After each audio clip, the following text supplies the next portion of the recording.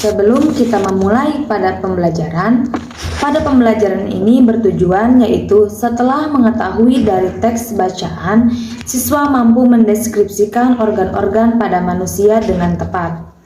Lalu setelah siswa memperhatikan guru, siswa dan kelompok dapat mengetahui tata cara membuat bagan organ pernapasan manusia dengan tepat. Setelah berdiskusi dengan kelompok, siswa dapat membuat bagan cara kerja organ manusia dengan teliti. Lalu setelah membaca teks bacaan organ pernapasan manusia, siswa mampu menuliskan informasi terkait dengan pertanyaan apa, di mana, kapan, dan siapa dengan cermat dan teliti. Lalu, setelah menyimak dan mencermati teks informasi, siswa mampu menjelaskan pengertian lagu bertangga nada mayor dengan benar. Lalu, setelah menyimak dan mencermati teks informasi, siswa mampu menjelaskan ciri-ciri lagu bertangga nada mayor dengan benar. Dan yang terakhir, setelah mendengarkan penjelasan guru, siswa mampu menyanyikan lagu bertangga nada mayor dengan percaya diri. Sebelum memulai ke pembelajaran, Ibu akan membagikan kelompok terlebih dahulu.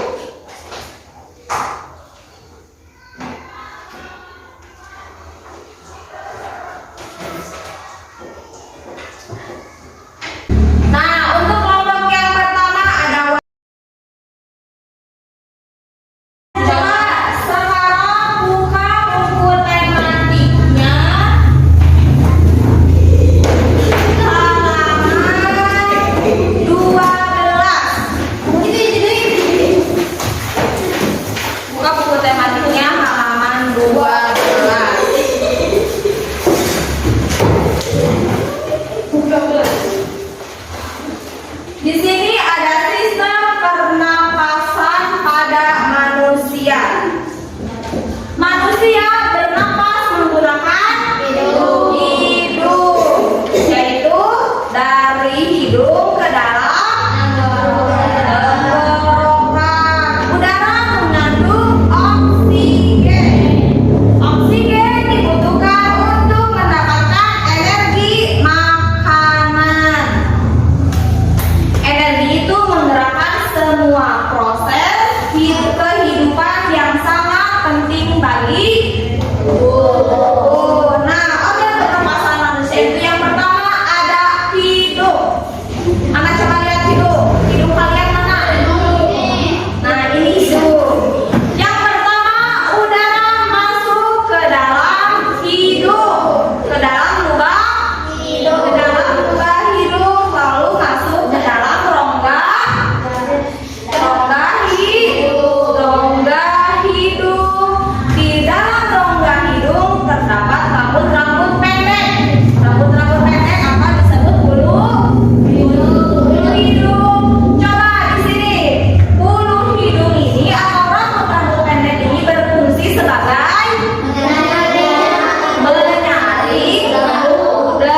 menyaring udara, biar udara yang masuk ke dalam tubuh kita itu bersih. Rambut pendek ini tebal untuk menyaring atau menangkap kotoran yang masuk bersama udara. Selain disaring, udara yang masuk dilembabkan oleh selamut hidung. Coba perhatikan bukunya. Kedua, ada organ pernapasan manusia yaitu faring.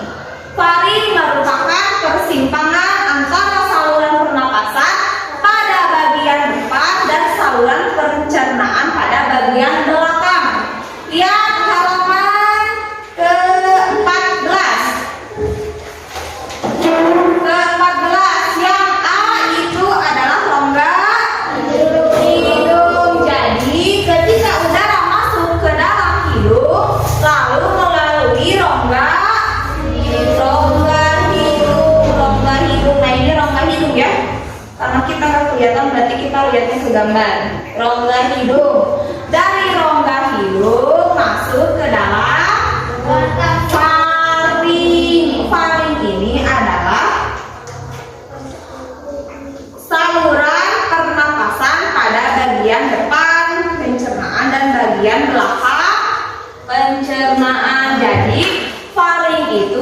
terdapat di belakang saluran pencernaan. Jadi di dalam tubuh itu ada dua saluran. Yang saluran depan itu untuk pencernaan dan saluran belakang itu untuk udara masuk.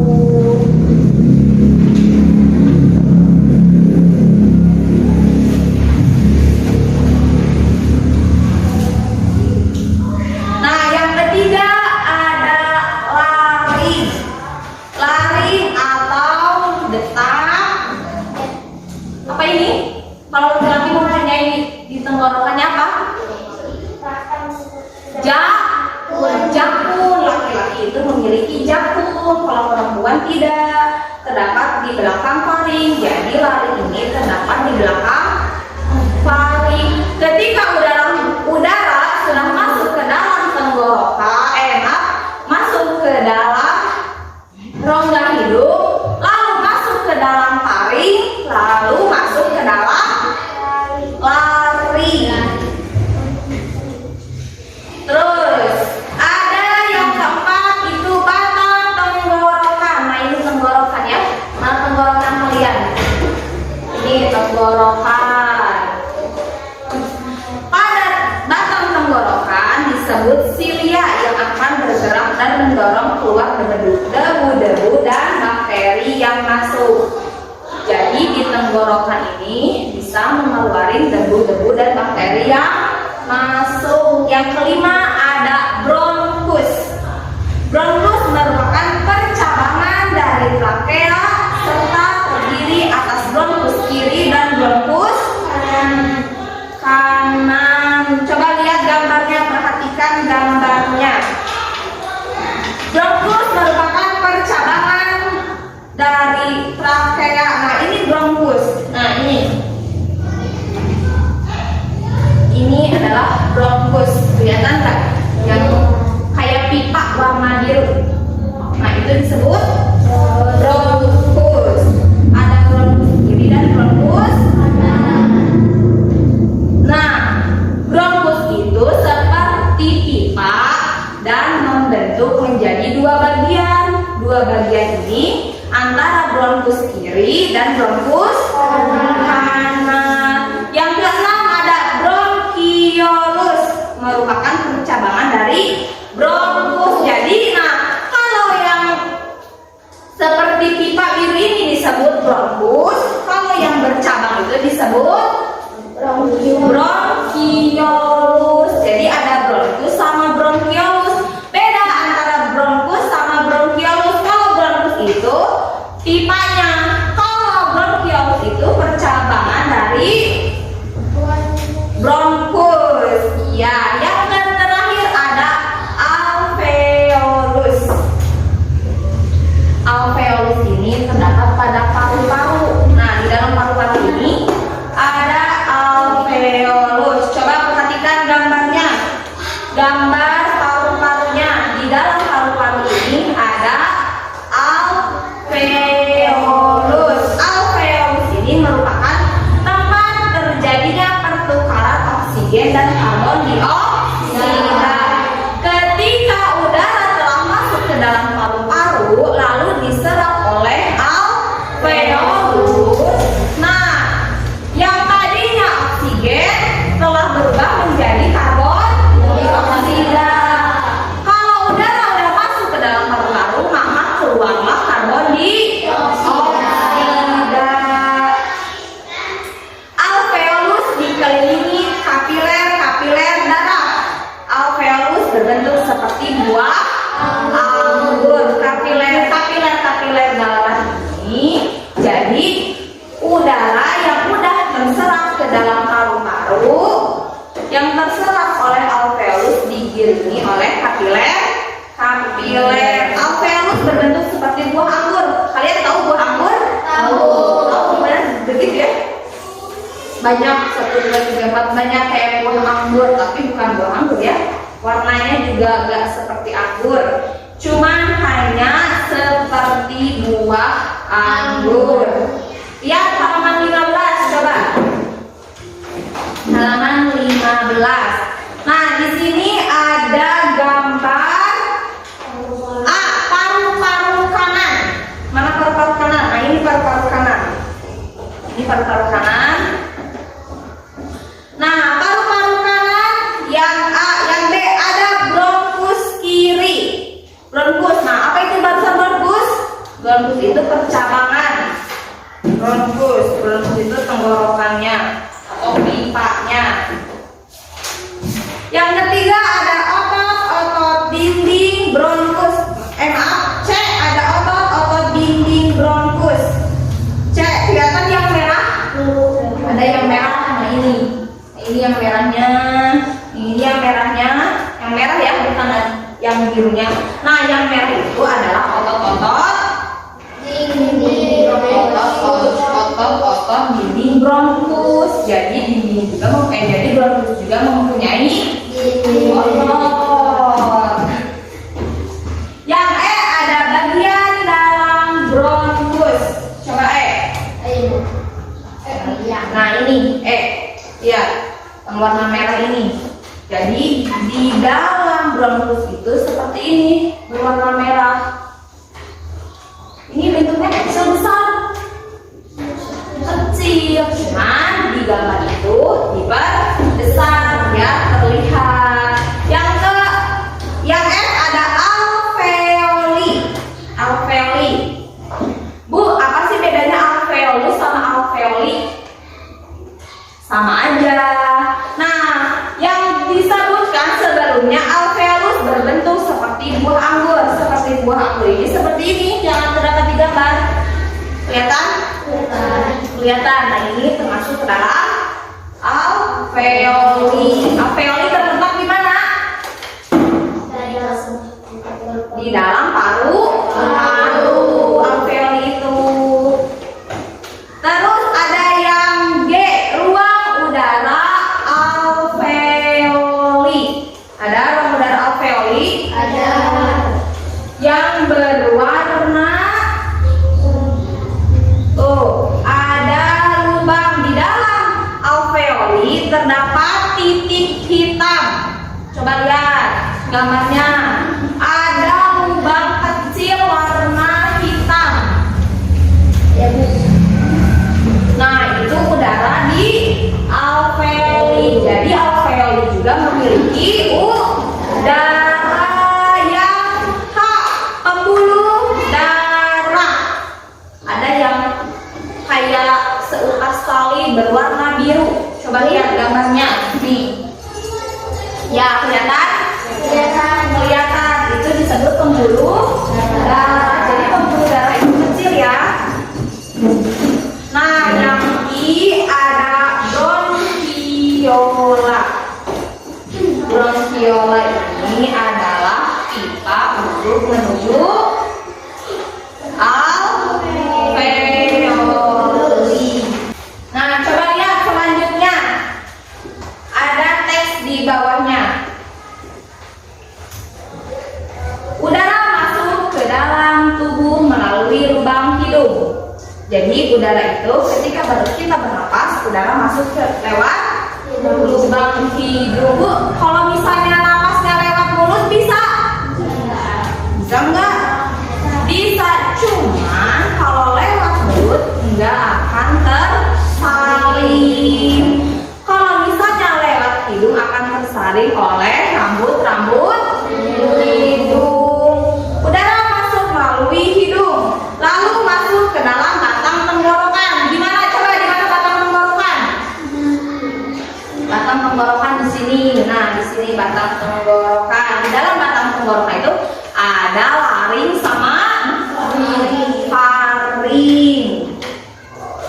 Batang tenggorokan adalah sebuah pipa mulai dari belakang hidung. Nah, di sini ada batang tenggorokan. Di mulut juga ada batang tenggorokan. Lalu turun ke dalam paru. Di mana letak paru-paru? Ini nih, di sini. Nah, di dada. Ini adalah letak paru-paru. Dari batang tenggorokan, udara masuk ke dalam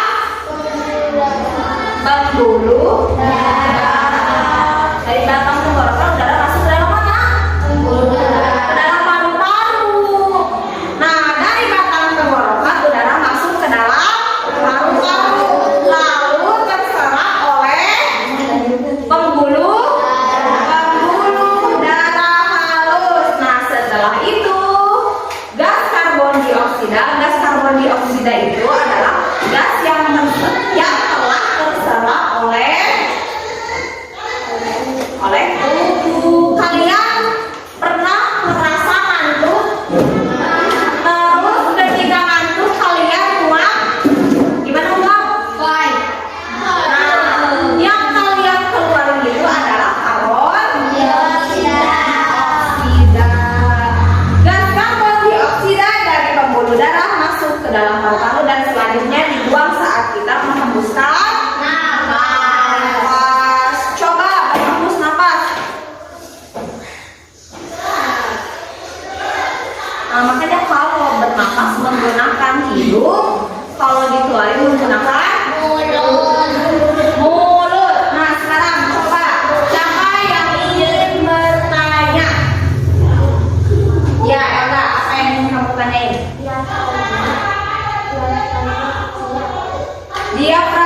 Diafragma itu adalah pembatasan antara paru-paru dengan lambung. Jadi diafragma itu penutup pembatas paru-paru. Di perut itu ada paru-paru. Nah, paru-paru itu dibatasi oleh diafragma. Jadi diafragma itu berfungsi sebagai pembatas. Coba siapa yang bertanya lagi? Ya, benar. Ruang udara di dalam bronkus. Nah, maksudnya kan ibu baru udah jelasin ya. Yang D itu ruang udara di dalam bronkus. Kan bronkus itu seperti pipa. Berarti pipa itu di dalamnya terdapat bolong atau udara. Kalau misalnya bronkus tidak terdapat udara atau tidak terdapat ruang, berarti udara tidak akan masuk ke dalam paru-paru. Jadi ruang udara di dalam bronkus itu atau gambar yang terdapat pada D itu adalah pipa menuju ke dalam paru-paru. Coba sekarang ibu minta kalian untuk membacakan atau membaca bukunya, terus menuliskan catatan-catatan kecil yang pentingnya. Sekarang keluarin bukunya dan pensilnya, terus baca lalu catat yang pentingnya saja.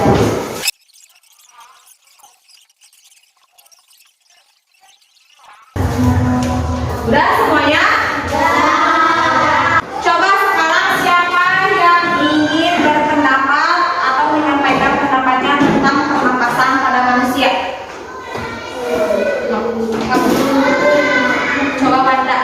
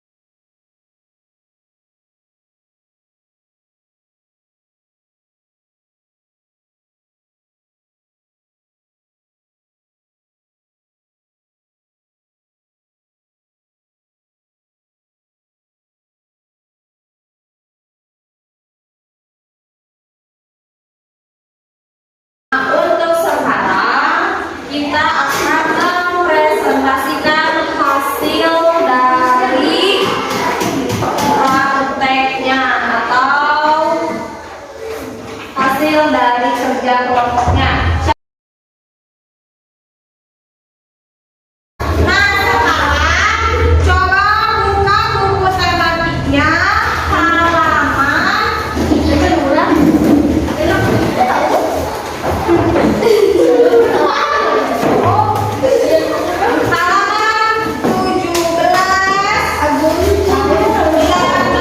lalu kerjakan soalnya. Buka bukunya lalu kerjakan soalnya. Nah, kalau udah selesai, kita akan membacakan soal dan jawabannya setiap kelompok. Ibu pengen dari kelompok 4 untuk membacakan soal dan jawabannya. Iya, terima kasih semuanya.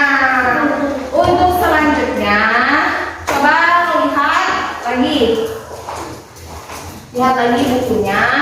Jadi, ketika udara masuk, sebelum ke dalam paru-paru, pertama melalui hidung. Pertama melalui hidung, lalu melalui batang tenggorokan, masuk ke dalam paru-paru. Setelah udara yang tadinya oksigen berubah menjadi karbon dioksida. Nah, karena kita bernapas menggunakan udara, berarti ketika kita akan bersuara atau bernyanyi atau berteriak, kita harus mengatur napasnya. Nah, sama kayak bernyanyi itu kita harus mengatur napas, melatih pernapasan kita. Nah, yang sekarang selanjutnya yaitu ada tangga nada diatonis mayor. Coba buka halaman 19. Karena untuk bernyanyi harus mengatur napas kita, berarti kita harus mengetahui tangga-tangga nada sebelumnya. Ya, halaman 19. Tangga nada merupakan susunan berjenjang. Misalnya ada tangga nada do, re, mi, fa, sol, la, si, do. Nah, berarti yang paling tinggi adalah do. Dalam seni musik ada jenis tangga diatonis. Tangga diatonis ini tangga yang terdiri atas 8. Coba lihat bukunya, ada berapa tangga? 8. Tangga nada diatonis dibagi lagi ke dalam 2 jenis. Ada nada mayor dan ada nada minor. Tangga nada mayor memiliki jarak nada. Coba lihat jaraknya. 1, 1 setengah, 1, 1, 1 setengah. Nah, tadi ada berapa? Coba hitung.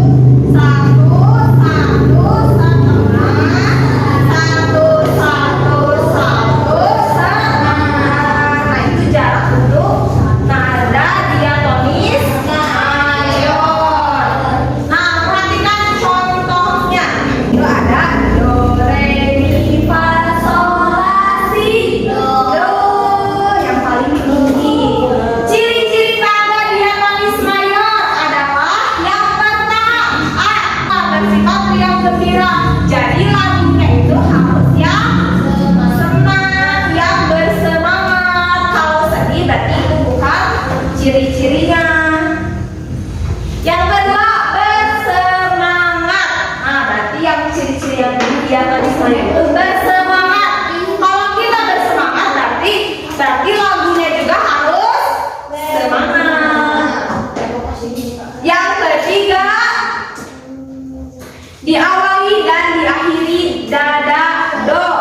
Namun tidak menutup kemungkinan diawalinya dengan nada 5 atau 3. Jadi biasanya diawali dengan do dan diakhiri menggunakan do.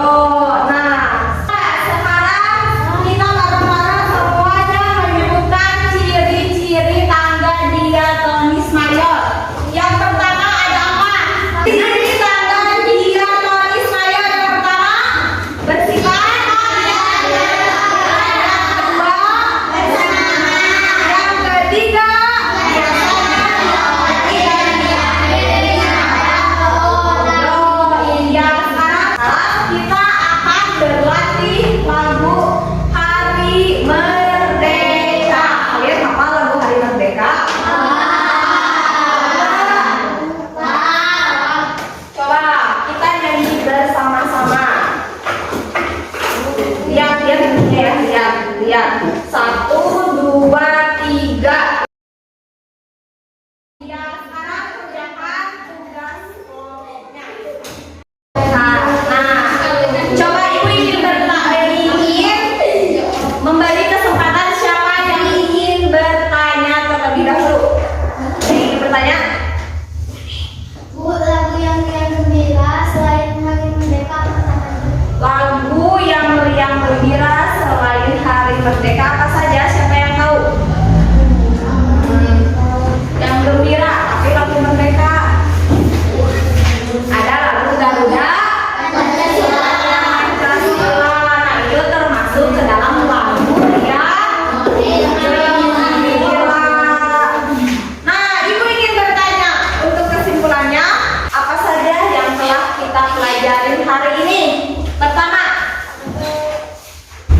Tentang pernapasan manusia. organ pernapasan manusia. Yang kedua, ada diatonis. Nah, berarti kesimpulan hari ini kita telah mempelajari tentang sistem organ pernapasan manusia. Yang pertama ada hidung, yang kedua ada batang, yang ketiga ada paru-paru. Nah, sebelum menuju paru-paru terdapat rongga hidung, ada faring, lalu ada lalu ada bronkus, lalu ada bronkiolus, dan yang terakhir ada alveolus.